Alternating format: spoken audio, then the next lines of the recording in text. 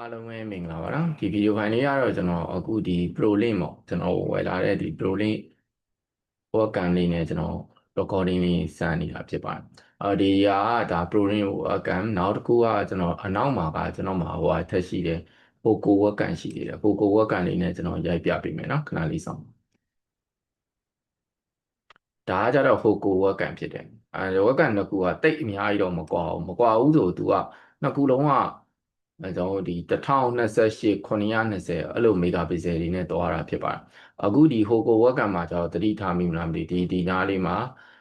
ကျွန်တော်ဒီ ProLink webcam ရဲ့ခေါင်းလေးကိုသူကဖမ်းလို့မိနေတဲ့သဘောပေါ့အခုကျွန်တော် ProLink webcam ကိုပြောင်းလိုက်ပါဒါဆိုလို့ရှိရင်ဒါ ProLink webcam ကိုပြောင်းလိုက်တာဖြစ်တယ်အခုဒီမှာသူတွေ့ရတဲ့အတိုင်းပဲသူက face crop လုပ်ထားတာဖြစ်တဲ့အတွက်ကြောင့်သူကအဝေးကနေသူကအနီးကိုတပြေးပြေးနဲ့ zoom လာဆွဲတဲ့သဘောဒါထူးထူးဆန်းဆန်းတော့မဟုတ်ပါဘူးဒါတခြား webcam တွေမှာလည်းပါပြီးသားဖြစ်ပါတယ်ကျွန်တော်ကတော့ဒါဒီနေ့ကတော့ဒီ ProLink webcam ကိုစမ်းဖို့အတွက်ရည်ရွယ်ပြီးတော့လုပ်တဲ့ဗီဒီယိုပိုင်းပဲဖြစ်တယ်ဘာမှထူးထူးခြားခြားအစီအစဉ်တော့မရှိပါဘူးကျွန်တော်ဒါဆိုလို့ရှိရင်ကျွန်တော်မှာ webcam ကနှစ်ခုဖြစ်သွားပြီဒီဟိုဟာကတော့ဒီပေါ့ microphone ပေါ့နော် microphone recording microphone ကတော့ Boa K9 နဲ့ပဲကျွန်တော် record လုပ်နေတာဖြစ်တယ်အားကြောင့်မို့အတန် quality ကတော့စိတ်ချပါတယ်အဆင်ပြေပါတယ်ဒါပေမဲ့ဒီဗီဒီယိုရုပ်သံဟိုမှာတော့နည်းနည်းကျွန်တော်မကြိုက်တဲ့အချက်လေးတွေရှိတယ်ဘာလဲဆိုတော့ကျွန်တော်ကတစ်ခါဝယ်တိုင်း1028 mega ဟိုပါပေါ့8 megapixel ပေါ့အခုဒါဆိုလို့ရှိရင်8 megapixel ပေါ့ဒီ webcam တွေထဲမှာကျွန်တော်က 2K တို့ 4K တို့အဲ့လိုမျိုးရတဲ့ webcam လေးကိုလိုချင်တာဒါပေမဲ့အခုထိတော့ကျွန်တော်ကံမကောင်းသေးဘူးပေါ့နော်အဟောင်းတွေပဲဝယ်တာဆိုတော့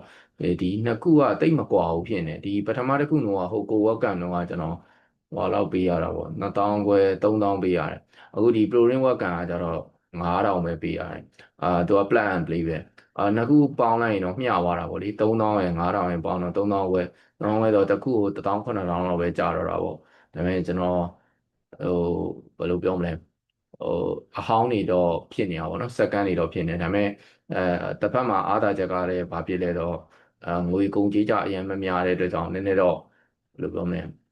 ကိုယ့်အနေနဲ့ချိန်နိုင်လက်နိုင်ရှိရပေါ့နော်ဒါလေးကတော့အားသာချက်ပေါ့အားနည်းချက်တွေလည်းရှိပါတယ်နော်အားနည်းချက်ကတော့ခုနကပြောသလိုပေါ့ဝက်ကနှစ်ခုကပုံစံတူတူပဲဖြစ်နေတယ်ဆိုတဲ့အခါကျတော့ဘာများထူလာလို့လဲပေါ့အဲ့လိုတော့ပြန်ပြီးတော့ပြောစရာဖြစ်နေတယ်နော်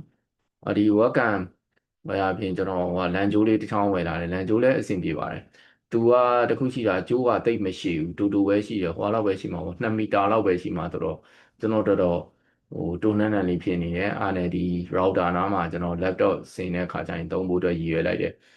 အိမ်မှာထားတဲ့ဒီ webcam ကြိုးတကြိုးရှိတယ်သူကကြိုးတော်တော်ရှိတယ်အဲ့ဒါကကျွန်တော် unique ကနေဝယ်ထားတာအဲ့ဒါကိုကျွန်တော်အခုဒီကွန်ပျူတာမှာလန်ဂျိုးထိုးဖို့အတွက်ရည်ရွယ်ပြီးတော့လုပ်လိုက်တယ်သူကဒီကွန်ပျူတာနဲ့ကျွန်တော် router နဲ့ကတော်တော်လှမ်းတယ်တော်တော်လှမ်းတယ်တော့ဘယ်လောက်လောက်လှမ်းလဲတော့အနည်းဆုံးမလှမ်းဘူးဆိုရင်တော့အားလုံးဟိုဘက်ဒီဘက် crossing နေနဲ့ဆိုပေ30လောက်လှမ်းတာဆိုတော့ကျွန်တော်အဲ့ဒီဟိုဟာကကြတော့15မီတာလားမသိဘူးဆိုတော့လောက်တယ်ဒါနဲ့ဆင်ပြေပြီပေါ့နော်ကျွန်တော်မှကျိုးကလည်း3ကျိုးဖြစ်သွားပြီ3ကျိုးလုံးမှာလည်းသူ့ဟာနဲ့သူအကုန်လုံးဟိုကွက်တီပေါ့နော်ကွက်တီမက်ဆီပေါ့နော်ကွက်တီဟိုလန်ကျိုးလေးကိုစီနဲ့ဆိုတော့ line လေးတော့ငြိမ်သွားမှာဖြစ်ပါတယ်ဒီနေ့တော့မဟုတ်သေးဘူးပေါ့နော်အခုကတော့ကျွန်တော်ရိုး wifi နဲ့ပဲသွားနေတယ်နောက်ရက်တွေမှာတော့ကျွန်တော်ဟိုဟာလေးလန်ကျိုးလေးနဲ့ကျွန်တော်တေချာလေးsetting လေးချလိုက်မယ်ဆိုလို့ရှိရင်တော့ပို့ပြီးတော့ line ငြိမ်ငြိမ်လေးရသွားမှာပေါ့ဒါလေးကတော့ကျွန်တော်ပြောင်းလဲမှုလေးပေါ့နောက်တစ်ခုကကျွန်တော်ဟိုဟာလေးလည်းဝယ်ခဲ့တည်တယ်ဟိုဟာပေါ့ Dragon Power ကကြတော့ကျွန်တော်ဟိုဟာပေါ့ပန်ကာလေးဟိုဟာကျွန်တော်ကေစင်မှာတုံးတဲ့ပန်ကာအဲ့ဒါလေးကလည်း